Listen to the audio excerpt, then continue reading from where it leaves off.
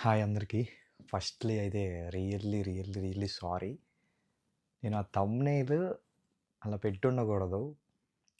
నేను యాక్చువల్లీ ఇన్ని views expect చేయలేదనమాట. ఇంత వ్యూస్ అలా ఇంత ఎక్స్‌పెక్ట్ చేయలేదు. మేబీ ఒక 1000 వ్యూస్ వస్తాయి అని అనుకున్నాను. అండ్ కొంచెం సర్ప్రైజింగ్‌గా ఉంటుంది చూసే వాళ్ళకి. నేను ఇండియా వచ్చేస్తానని చెప్పేసి ఇక్కడ ఎడ్మంటన్‌లో ఆగిపోవడం ఇదంతా సర్ప్రైజింగ్‌గా ఉంటుంది అనుకున్నాను. చాలామంది చెప్తున్నారు మీరు వ్యూస్ కోసం చేశారు, కావాలని చేశారు అని. అలా కాదనమాట. ఒక సర్ప్రైజింగ్‌గా ఉంటుంది అండ్ ఇంత వైరల్ అవుతుంది వీడియో కూడా అనుకోలేదు అసలకి. సో, ప్రెజెంట్ అయితే బానే ఉంది. నేను ఎడ్మింటన్‌లో ల్యాండ్ అయ్యాను. ఇగో చూస్తున్నారు కదా! నా రూమ్ అనమాట ఇది.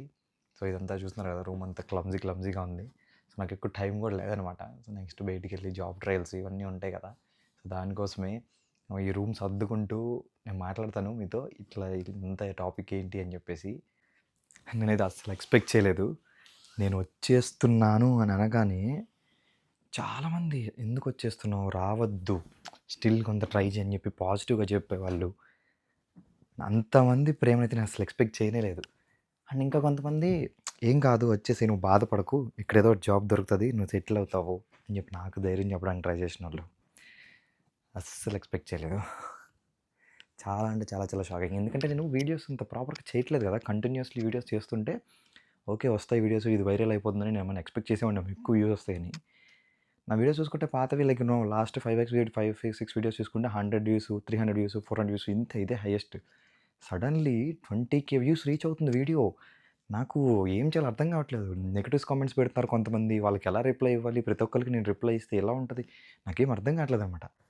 అండ్ నేను చెప్పిన దాంట్లో గూడా అబద్ధాలేం లేవు. నేను చెప్పిన ప్రతి మాట నిజమే.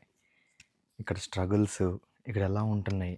ప్రాపర్ పార్ట్ టైం లేకుండా అండ్ పీఆర్ గురించి కన్ఫర్మిటీస్ ఎవరికీ లేవు. ఎవరికి పీఆర్ వస్తది? ఎవరికి పీఆర్ రావు? ఏమి తెలీదు.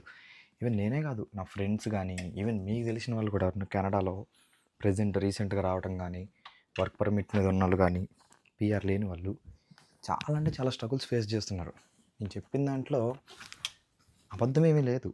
నేను చెప్పిందల్లా ఏంటి అంటే వచ్చేస్తున్నాను వర్క్ పర్మిట్ అవ్వకుండానే అని. ఎవరు కూడా చాలామంది కూడా వర్క్ పర్మిట్ అయిపోయేంత వరకు ఎవ్వరూ వచ్చే సిచ్యువేషన్‌లో లేరు. వర్క్ పర్మిట్ అయిపోయే వరకు ట్రై చేస్తూనే ఉన్నారు. జాబుల కోసం ఆర్ సోర్స్‌కి ఏదైనా పీఆర్‌కి యూజ్ అయ్యే సోర్స్ కోసం. ప్రెజెంట్ పీఆర్ ఎంత టఫ్ అయిపోయిందంటే యూజువల్‌గా మనకు తెలిసిందేంటి? తెల్లమ్మాయిని పెళ్లి చేసుకుంటే ఇక్కడ అమ్మాయిని పీఆర్ ఇచ్చేస్తారు అని. నువ్వు తెల్లమ్మాయిని పీఆర్ కోసమే పెళ్లి చేసుకున్నావు కాబట్టి నీ పీఆర్ రిజెక్టెడ్ అనే సినారియో విన్నారా? నేను విన్నా రీసెంట్‌గా. సో, అంత టఫ్‌గా ఉందన్నమాట సిచ్యువేషన్. 2022, 23 ఈ టైంలో వచ్చినోళ్ళందరూ గూడా ఇప్పుడు వీసాలు ఎక్స్‌పైర్ అయిపోతున్నాయి. వర్క్ వీసాలు ఎక్స్‌పైర్ అయిపోతున్నాయి. లిటరల్లీ ఈ 2026 అయిపోయేలోపు 10,00,000 మంది కెనడాలో వర్క్ వీసాలు అయిపోతున్నాయి. 14,00,000 మంది వీసాలు ఎక్స్‌పైర్ అయిపోతున్నాయి. అందులో గవర్నమెంట్ ఇచ్చేది 4,00,000. మిగతా 10,00,000 వెనక్కొచ్చేయాల్సిందే. వాళ్ళల్లో 70% పైగా ఇండియన్సే ఉన్నారు. అండ్ నా గురించి చెప్పాలంటే నేనైతే ఫుల్ క్లారిటీగానే ఉన్నాను. వర్క్ పర్మిట్ వచ్చింది. వర్క్ పర్మిట్ అయిపోయేంత వరకు ఇక్కడే ఉండాలి అనేసి ఫుల్ క్లారిటీతో ఉన్నాను. కానీ మిడిల్‌లో మనకు ఆలోచనలు వస్తూ ఉంటాయి.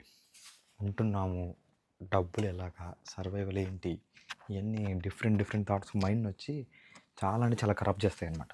ఇది ప్రతి ఒక్కళ్ళకి ఉండేదే. ఈవెన్ నా ఫ్రెండ్స్ కూడా చాలామంది వీడియో చూసిన వాళ్ళు కానీ చాలామంది ఫ్రెండ్స్‌కి కూడా చెప్పలేదు. ఇట్లా వెళ్ళిపోతున్నా అని చెప్పేసి ఆల్బర్ట్ మూవ్ అవుతున్నా అని. కొంతమందికే చెప్పాననమాట. సో, వాళ్ళు కూడా కాల్ చేసి మంచి పని చేసావు ఇట్లా ఆల్బర్ట్ వెళ్ళావా? సో, ఓకే జాబ్ సెట్ అవుతుందో లేదో ఒకటి అని చెప్పి అందరూ చెప్తున్నారు కానీ ప్రతి ఒక్కళ్ళు కూడా ఎవరు కూడా కాన్ఫిడెంట్‌గా లేరు పీఆర్ గురించి. వస్తదో రాదో తెలీదు. ప్రతి ఒక్కళ్ళు కూడా 1½ ఇయర్, 2 ఇయర్స్ వర్క్ పర్మిట్లు ఉన్నాయి ఇక్కడి నుంచి. వాళ్ళందరూ కూడా ఇప్పటివరకు కాన్ఫిడెంట్‌గా లేరు. ఇప్పటి నుంచి ఓకే మూవ్ ఆన్ అవుదాం, ట్రై చేద్దాం, ట్రై చేసి అప్పుడు వెళ్ళిపోదాం. అందరూ ఇదే. వాట్ చేంజ్ మై మైండ్ ఇక్కడే ఎందుకుంటున్నాను ఇంకా ఎందుకు రావట్లేదు అంటే నేనే కాదు ఇంకా చాలామంది నేను చెప్తున్నాను అంతే యూట్యూబ్ ఛానల్ ఉంది కాబట్టి. అండ్ వచ్చేసిన వాళ్ళు కూడా మీరు చూస్తున్నారు కొంతమంది అండ్ రాకుండా ఇక్కడే ఉన్న వాళ్ళు చాలామందే ఉన్నారు. ఎందుకు ఇక్కడే ఉంటున్నాము ఇంకా రాకుండా అని చెప్పి మీరు క్వశ్చన్ అడగచ్చు. ఇప్పుడు మీరు ఇండియాలో ఉంటున్నారు, మేము ఇక్కడ ఉంటున్నాము. మేము సడన్‌గా ఇప్పుడు నేను అనుకోండి ఇండియా వచ్చేసాము రేపొద్దున అనుకోండి. నాకు సడన్‌గా నా ప్రాబ్లమ్స్ అన్నీ క్లియర్ అయిపోతాయా?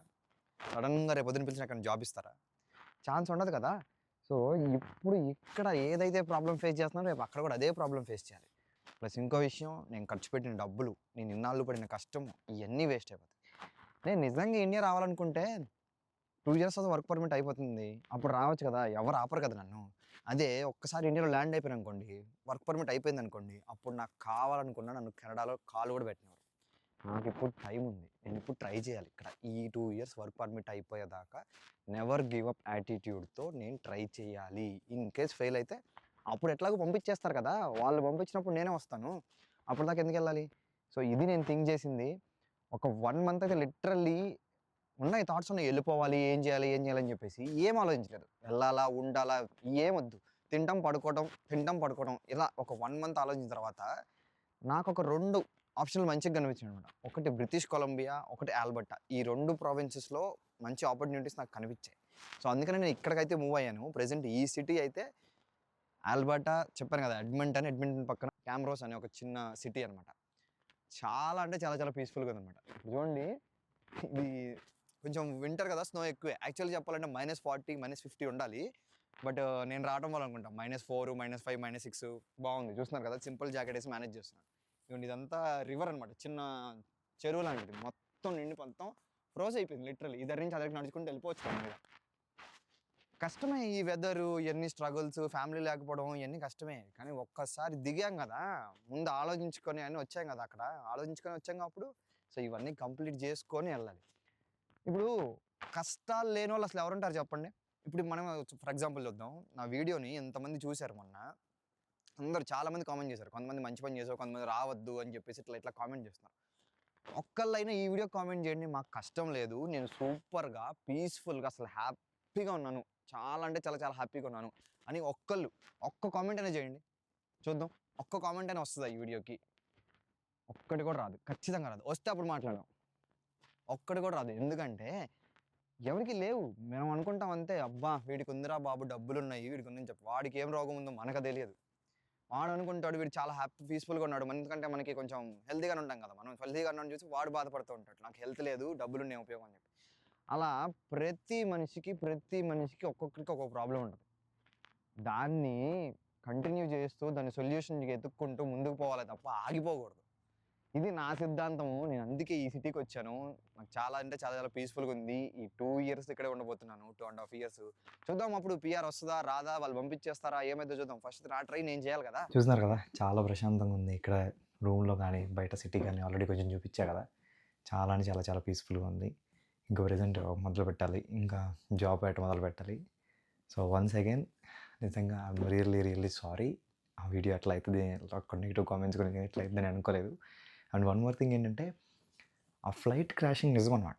నేను ప్రాపర్‌గా వెళ్ళి ఎయిర్‌పోర్ట్‌లో ప్రాపర్‌గా రివీల్ చేద్దాం అనుకున్నాను. ఇట్లా ఎడ్మింటన్‌లో దిగాను ఇట్లా ఇట్లా అని చెప్పేసి.